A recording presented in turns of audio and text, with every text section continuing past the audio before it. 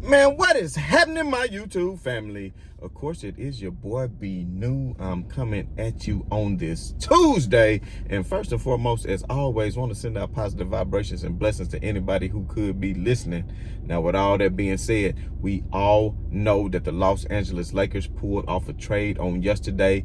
That was, 3.5 weeks before the trade deadline. So, good to see that the Lakers could pull off a move so early. Now, we know that they acquired none other than Rui Hachimura from the Washington Wizards, which is crazy. It's like the Lakers are trying to build a Wizards part two. They got Thomas Bryant, they got Troy Brown, they got Russ Westbrook, and now they got Hachimura. But at the end of the day, and forgive me if I keep saying the name wrong, man. Y'all know I got somewhat of a little impediment or something. But at the end of the day, I think it was a very good trade, and I'm going to rate this trade a B+, only because, first of all, Kendrick Nunn did finally start hitting some shots, everybody. So Kendrick Nunn finally started hitting some shots.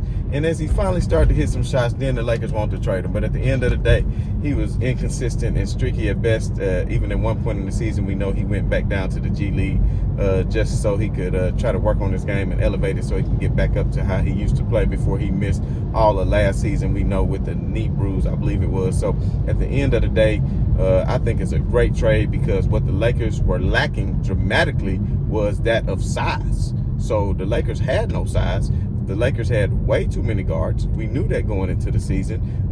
Now, with the departure of Kendrick Nunn, it's not like he's going to be heavily missed. And you're talking about 2 second-rounders that, the Lakers could end up filling voids for that later in the future and obtaining more picks. Who knows? But at the end of the day, what do you really get out of second-round picks? They usually don't materialize into anything, truth be told. So I think it was a good trade for the Lakers because they got someone who added size to their team, and that's something that they were sorely lacking, was that of someone with size. And now that they have a wing player, which is what they was needing, a wing player who could provide not only defense, but also shooting, because we know, I think for the season, Hachimura is shooting, 45% from three from the left corner and 42% from the right corner. So he's shooting over 40% from three from the corner. Altogether, I think shooting 38% from three, if I'm not mistaken, for the season.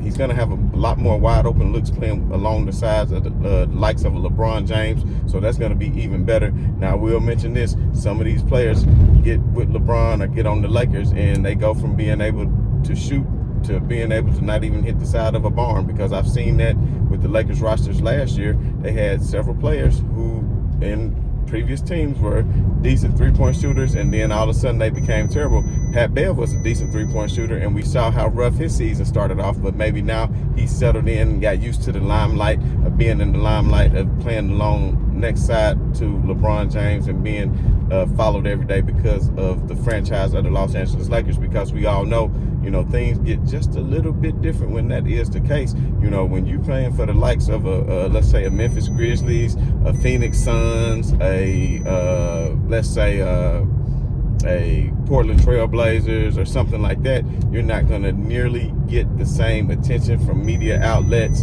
and bloggers and Twitters, people on Twitter and social media, as you would as when you're playing for the Los Angeles Lakers, especially alongside LeBron James. So let's just hope that doesn't affect him. Now, I will say this. Rui Hachimura did say once upon a time that he would feel right at home in LA because, he played for Gonzaga, and when he was playing in the tournament and played at the Staples Center at the time before it was turned into the Crypto.com arena that it is today, he played in the Pac-12 tournament, I do believe, and he said, man, this feels just like home, and that's where he wants to play.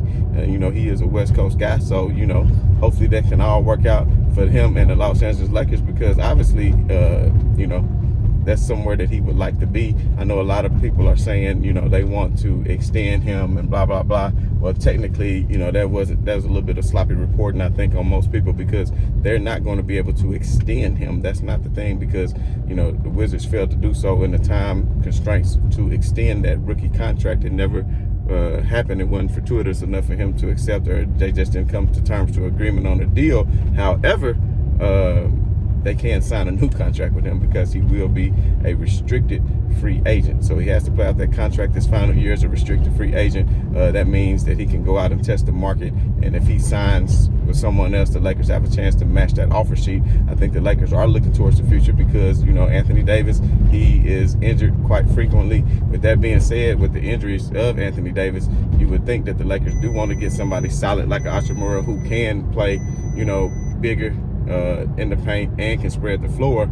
And also when AD goes down, you still have a Thomas Bryant, a Wayne Gabriel, and now somebody who I feel is a step above a Wayne Gabriel. But the way Thomas Bryant is playing, I won't necessarily say a step above him, but that's two different positions, because Thomas Bryant is what you call a true center, a true person that's at 5. You're never going to put him in as a 4. Whereas Hachimura, you can put him in as the 3rd, or you can put him in the 3 spot or the 4 spot. And I think eventually he's going to earn, or maybe immediately, I'm not sure, once he has to learn the system and just get acclimated to what it is, the philosophy of what Darvin Ham is trying to do. I honestly think that he will, be starting probably in that 3 spot, or let LeBron play that natural 3 spot. But between him and LeBron, they would be the wings.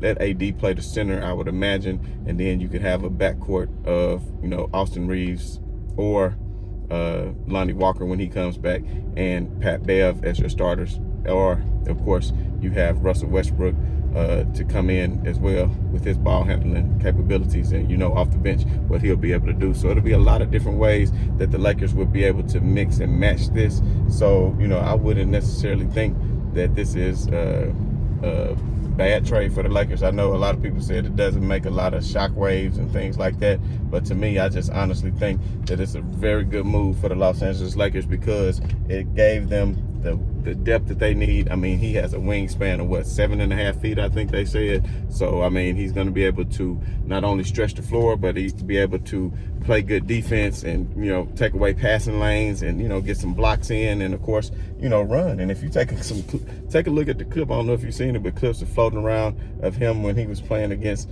LeBron James, when the Wizards played the Lakers a couple of times. And I mean, I won't say he had his way, but he was definitely not backing down. He was not afraid to get physical with him, and he was being able to get his. And if you didn't notice, the night before the trade, Hachimura just dropped 30 points, which is a good sign for the Lakers. So if he just dropped 30 points, and he's well on his way to becoming, I won't say a prominent scorer, but, if he can get in his environment and thrive. We all know when you can thrive in your work environment, that is always a better thing. So hopefully, he can just get into this Lakers organization and get some good work in and get some good reps in with LeBron James. And then soon Anthony Davis will be back.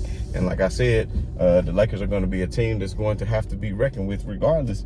That's just going to be the case, because Anthony Davis is the piece that they're missing, of course, to anchor that defense. And if he plays like what he played before, scoring 30 points a game like he was at that one stretch, and LeBron James doesn't slow down and continue to do what he's been doing, then the Lakers are going to be a handful for anybody. And now that you add the addition of Hachimura, then you have somebody who can also do a lot of the same things as far as what the Lakers would need. They were lacking size desperately, and even the Lakers guards, they couldn't even play up. None of them could even play up to even try to play in the 3 position if they wanted to. You couldn't dare put Patrick Nunn or Pat Bev or anybody in that 3 position, just because of the lack of size. They're going to be, like every game in and game out, the Lakers continue to game in and game out, they continue to be undersized against teams. And a lot of times when Thomas Bryant wasn't playing well, you even moving LeBron James to center. I think that's a little bit too much. Now, Rui is only 6'8", I do believe, but he does have a physique to where he is not going to just be bowing down to anybody. So, I feel like I said, it was a good trade for the Lakers. The Lakers are going to be playing the Clippers tonight. And it's crazy. I'll give y'all a couple of crazy stats that you might not know. But LeBron James has scored 40 points on every NBA team in the league except for that of the Los Angeles Clippers. Now, we know since turning 38, he's been averaging, 37 or 38 points. So tonight may be that night. We know Kawhi and Paul George are here. They're back. They've been playing well as of late. They took care of the Dallas Mavericks and dispatched them pretty easily a couple of games ago. And, of course, they are going to be in full force tonight, taking on the Los Angeles Lakers. The Lakers hadn't beat them in quite some time. I wish that they were full strength. I think it's going to be a good game. I think the Lakers aren't folding to anybody if Thomas Bryant can go out and Max Zubac, on the court, and Dennis Schroeder is going to have a good game in order for them to win, and Westbrook. So one of those two. So in order for the Lakers to win, I'm saying right now, LeBron James is going to have a phenomenal performance, at least get you 28 points, 6, 7, 8 assists. Russ is going to have to at least get you 8 or 9 assists, if not double-digit assists, meaning he's getting other people involved. And, of course, they're going to have to play some pretty good defense and, stop the X factors, of the Clippers team. Not just worried about Paul George and Kawhi Leonard, but stop the Reggie Jacksons of the world, the Terrence Manns of the world, and things of that nature. So, I don't know if I want to get the Lakers to nod for the victory tonight, but I'm still feeling pretty confident in knowing what this game means. I think this is something, if they show up and show them what they're capable of doing, and make it a statement game, then I'm confident that the Lakers can pull this out. But if I'm a betting man and I was betting it straight up, I probably wouldn't take the bet. But I want to remain confident, and, I'm just going to say, we roll with LA, Lake Show, nonstop either way. So, we shall see. We'll have some post-game reaction tomorrow. We can talk more about the trade. Put down in your comments if you got any questions for me about the trade and how I feel about it and any other things in particular. So that's just been my thoughts on that. But as always, man, this your boy B New. I'm saying right on to the real, and much love to these haters. I'm out.